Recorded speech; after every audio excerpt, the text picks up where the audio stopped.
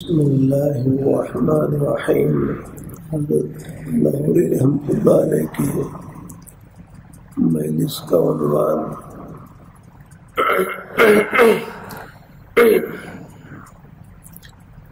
آفتاب رسالت سے روحانی فیض حاصل کرنے کی شرائط. اللہ تعالیٰ نے اس جہان میں اور روز ازل ہی سے دو نظام چلائے ہوئے ہیں.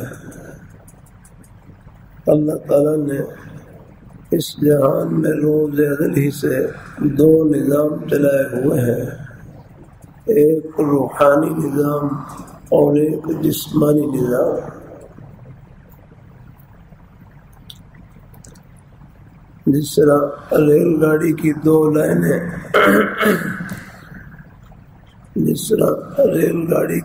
لائنیں کراچی سے لنڈی کوتل تک متوازی چلتی ہیں، برابر چلتی ہیں اور ایک دوسرے سے ملتی نہیں.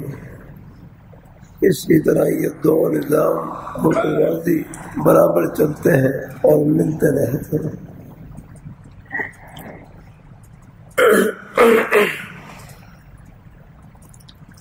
روحانی نظام انبیاء کرام علیہم السلام کے ذریعے قائم رہا ہے، اب بھی ہے اور قیامت تک رہے گا. جسمانی نظام کو چلانے کے لیے سعادت شرط نہیں ہے.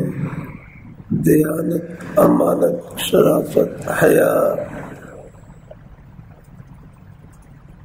شفقت علی الخلق، خوف خدا، یہ سب انسانیت کی صفات حمیدہ ہیں، اچھی صفات ہیں. اور انبیاء کرام علیہم السلام ان تمام صفات میں کامل اور اکمل ہوتے ہیں. انبیاء کرام علیہم السلام کی وساطت سے اللہ تعالیٰ ان کے حواریین، ان کے مددگار پیدا فرماتے ہیں جو ان کے بعد نظام روحانی کو چلاتے ہیں. ان کے بعد اللہ تعالیٰ جن کو توفیق عطا فرماتے ہیں ان کے ذریعے سے یہ نظام چلتا ہے. خوش نصیب ہے اللہ تعالیٰ کے وہ بندے جو اس نظام روحانی کی کڑی بنتے ہیں، جو اس میں جڑ جاتے ہیں.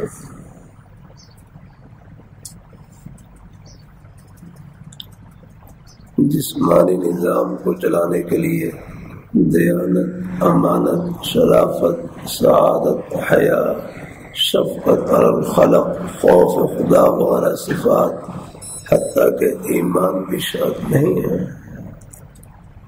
یورپ کا اصل استاد تو اسلام ہے، مسلمان ہے. ہسپانیہ میں تقریباً 500 سال تک مسلمانوں کی حکومت رہی. ان کے ذریعے یورپ نے تمام علوم و فنون کی تعلیم حاصل کی. ہم نے انگریز سے لکھنا پڑھنا نہیں سیکھا. لکھنا پڑھنا ہم پہلے بھی جانتے تھے، بلکہ انگریز ہمارا شاگرد ہے. اسپین میں 500 سال تک مسلمانوں کی حکومت رہی. یورپ کے لوگ وہی اسلامی مسلمانوں کی یونیورسٹی میں پڑھنے کے لیے آتے تھے. ہندوستان کو کسی زمانے میں عروج حاصل ہوتا تھا اور یورپ یہاں کی تیار کردہ اشیاء کا دل دادا تھا. ڈھاکہ کی ململ،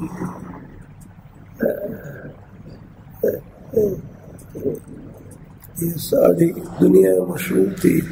انگلستان کی عورتیں جرمانہ ادا کرتی تھی مگر ان کو نہ چھوڑتی تھی. انگریز نے ہمارے قوا کو مسل دیا، ورنہ ہمارے دماغ یورپ کے دماغوں سے کم نہ تھے. یہاں کی آب و ہوا معتدل ہے. معتدل آب و ہوا سے دماغ حد اعتدال پر رہتے ہیں. انگلستان کی آب و ہوا سرد ہے، ٹھنڈی ہے، اس لیے دماغ حد اعتدال پر نہیں رہ سکتے.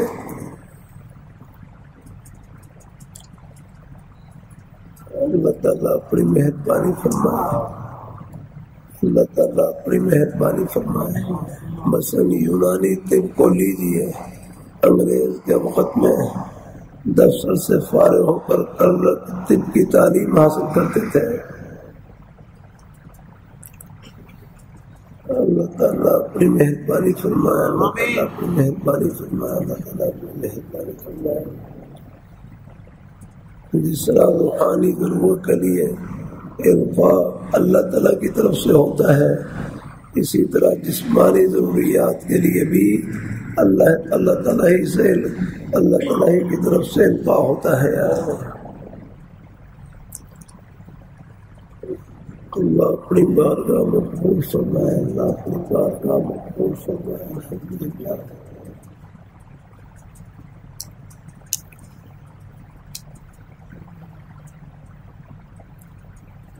اللہ تعالیٰ سب کو اللہ اپنی رضا اور خوشبو سے نوازے۔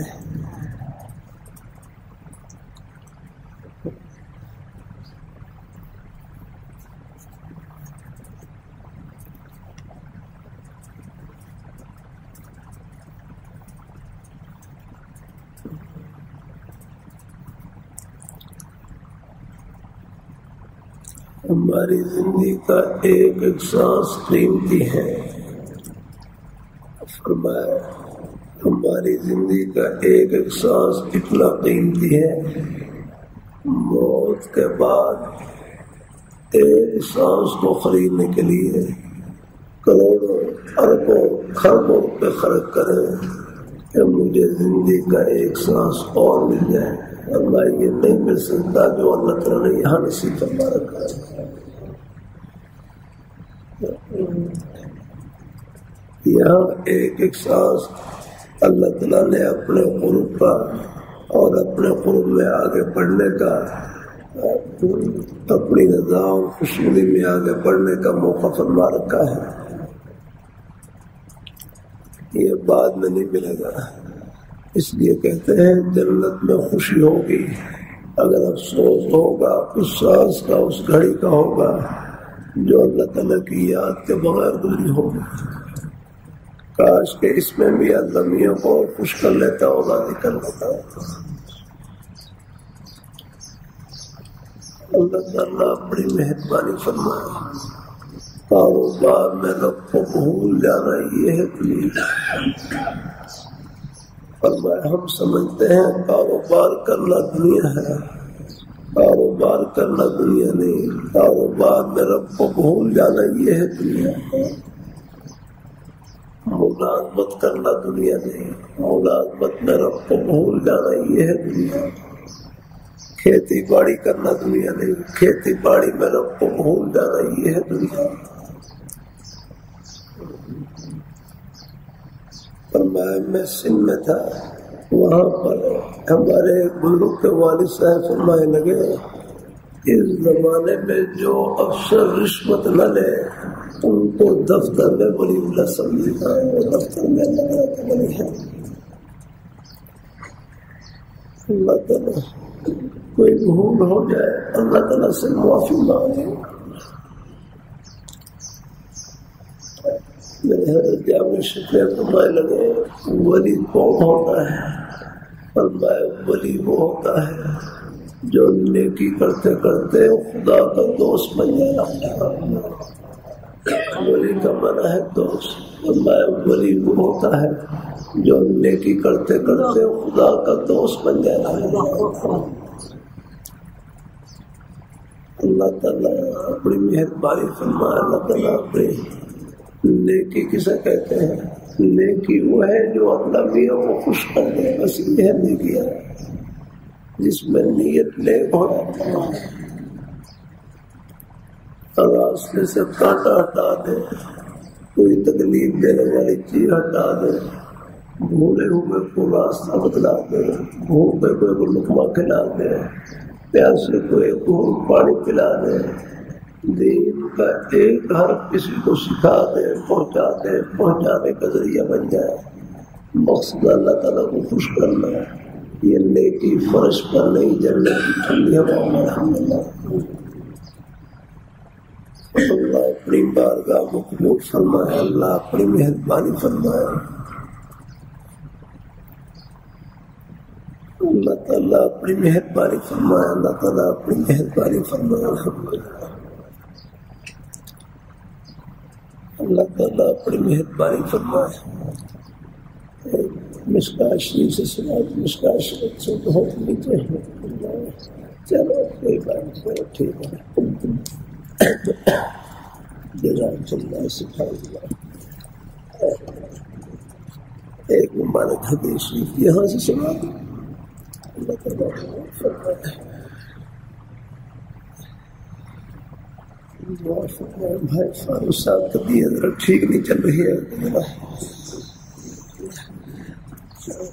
اللہ تعالیٰ بڑی مہربانی فرمائے، لیکن بہرحال طبیعت ٹھیک ہو نہ ہو اللہ کو، لیکن بہرحال مل بیٹھنا یہ برکت سے خالی نہیں آتا۔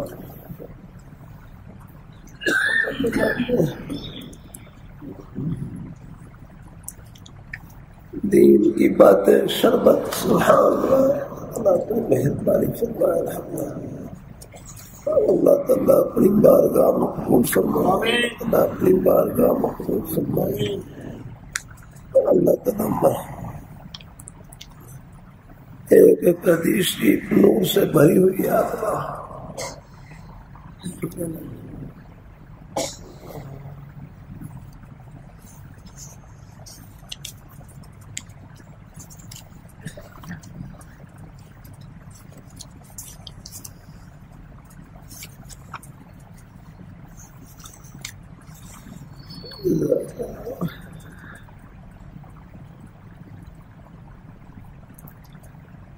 بسم اللہ الرحمن الرحیم۔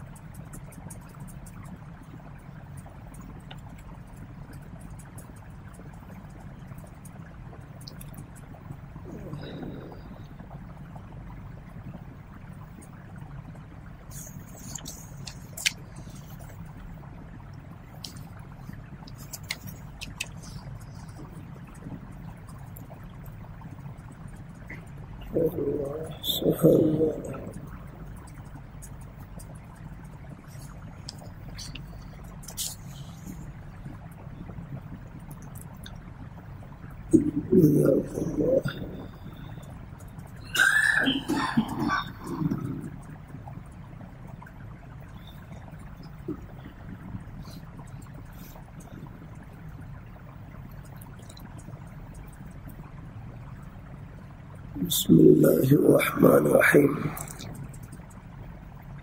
وعن ابن مسعود رضی اللہ تعالی عنہ قال قال رسول اللہ صلی اللہ علیہ وسلم لا حسد الا في اثنين، رجل آتاه الله مالا فسلطه على هلكته في الحق، ورجل آتاه الله الحكمة فهو يقضي بها ويعلمها۔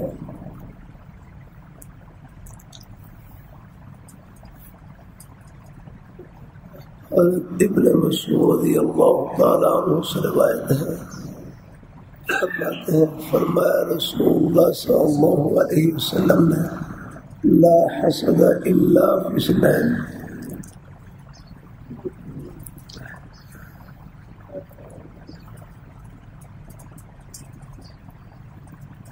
حسد کہتے ہیں، حسد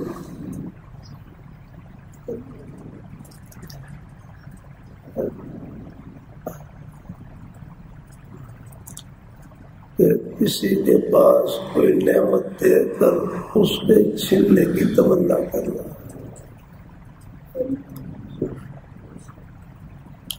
کسی کے پاس کوئی نعمت دے کر اس پہ چھیننے کی تمنا کرنا،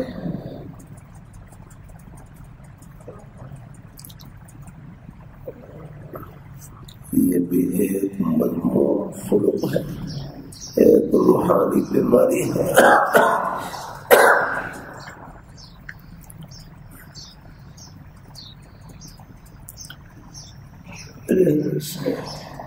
صاحب پوچھنے لگے یہ اپنی بیماری کا احساس ہو جائے یہ بھی اللہ تعالیٰ کا انعام.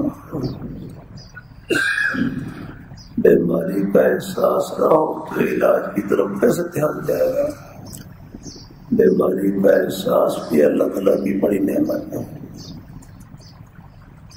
میرے گھر سے صاحب پوچھنے لگے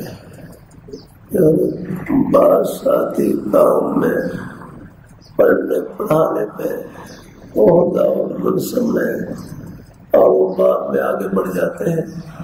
ان کے کام کو دیکھ کر ان کی ترقی کو دیکھ کر دل میں حسن محسوس ہوتا ہے, جلن محسوس ہوتی ہے. میں کیا کروں؟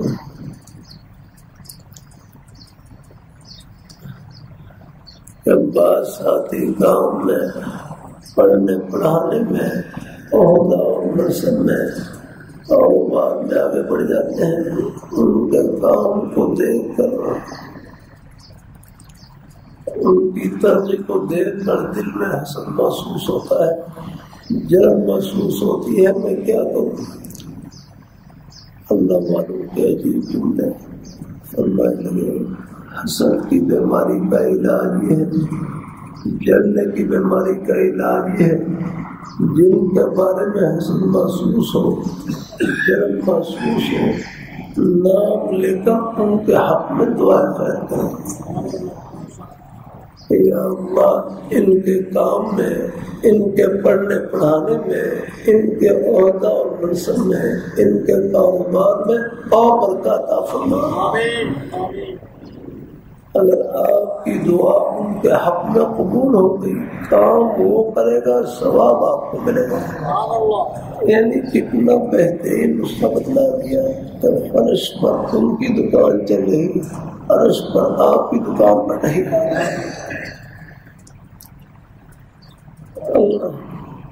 اللہ تعالیٰ اپنی بات سواریوں کے پیچھے لکھا ہوتا ہے نا, سڑے اللہ کر دعا کر, سڑے اللہ کر دعا کر. جلنے کی کیا ضرورت ہے؟ اللہ تعالیٰ کے خزانے میں کیا کمی؟ آپ کی جھولی پھیلا لیں. بلکہ مدینہ منورہ میں ایک عرصے تک یہ فضا رہی. یہاں ایک بھائی کی دکان ہے, اللہ تعالیٰ نے ان کی دن بھر کی ضرورت کا بندوبست کر دیا. اور قریب ایک اور بھائی کی دکان ہے, ان کے پاس ابھی تک کوئی سودا خریدنے کے نہیں آیا. اب اگر کوئی گاؤں ان کے پاس سودا خریدنے کے لیے آتا, یہ گاؤں کو خود کہتے ہیں اللہ تعالیٰ نے میری دال روٹی کا بندوبست کر دیا ہے. یہ قریب میرے بھائی کی دکان ہے, ان کے پاس ابھی تک کوئی سودا خریدنے کے نہیں آیا, آپ ان سے جا کر سودا خریدو.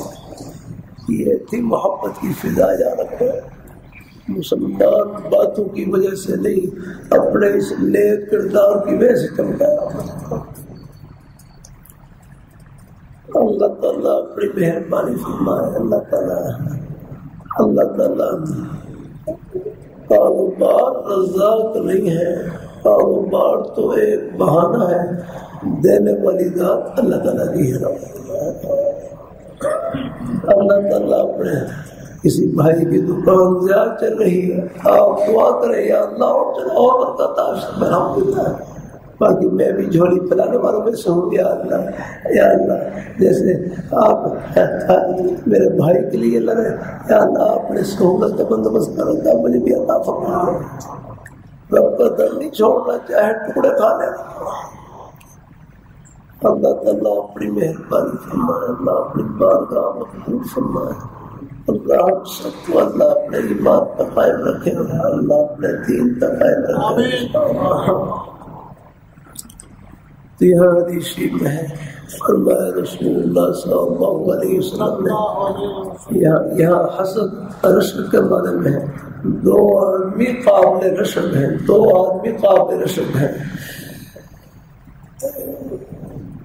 ان میں سے ایک وہ ہے جس کو اللہ تعالیٰ مال دے اور پھر مال کو اپنے راستے میں خرچ کرنے کی توفیق عطا فرمائے.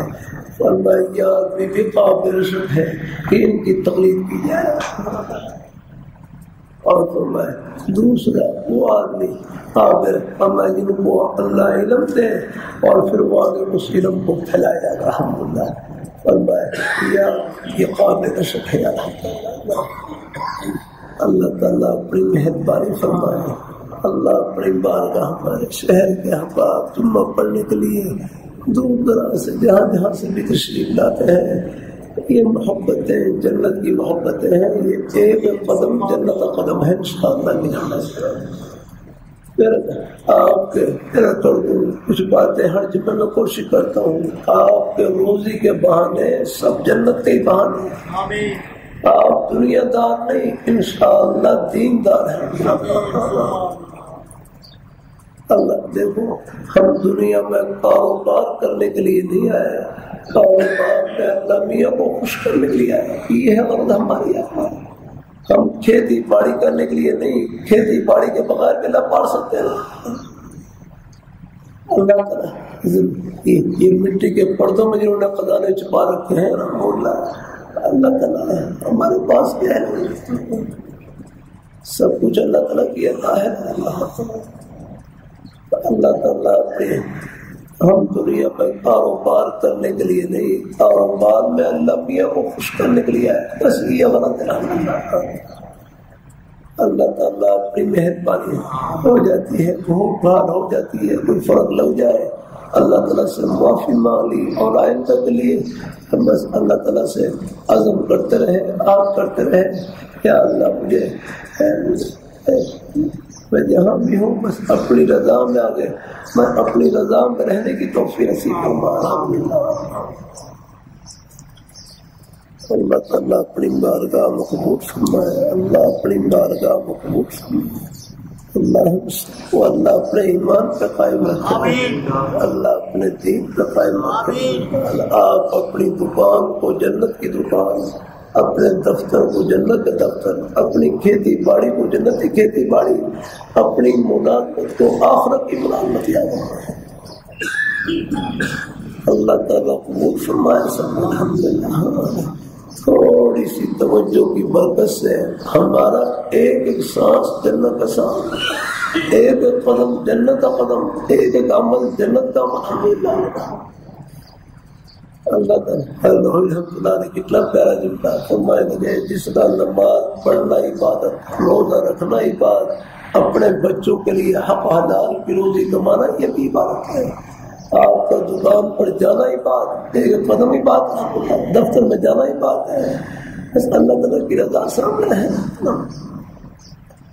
اللہ تعالیٰ اپنی مہربانی فرمائے اللہ اپنی بارگاہ مقبول فرمائے آمین آمین وآخر دعوانا الحمدللہ